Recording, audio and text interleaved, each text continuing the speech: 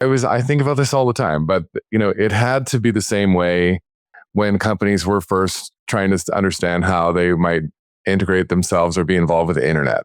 And John loves to tell this story about how at some point in the mid 90s, McDonald's didn't actually own McDonald's.com. Somebody else owned it. And they didn't understand that they didn't have the right, they just didn't, it wasn't a preordained thing.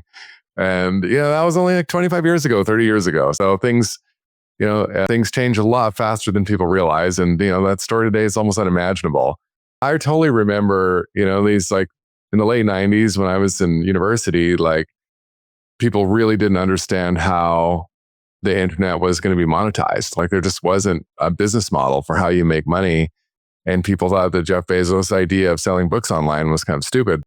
And again, here we are. So I totally think, we're at that moment. I mean, this is, coming from an engineering background and coming from an entrepreneurial background, businesses, I know myself, businesses are struggling. We're trying our best to kind of, like you say, what's it going to be like in 10 years? Are businesses going to have to accept Bitcoin? What are they going to do with that Bitcoin?